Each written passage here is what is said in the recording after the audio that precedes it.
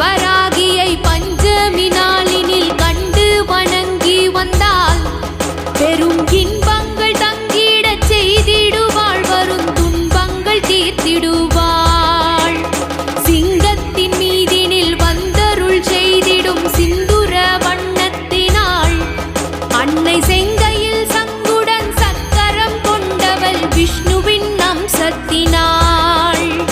பச்சை நிறத்தவள் இச்சை கெடுப்பவள், பாதம் பணிந்து விட்டால் அவள் உச்சத்திலே நம்மை ஏற்றிடுவாள், கொண்ட ஊழ்வினை போக்கிடுவாள்.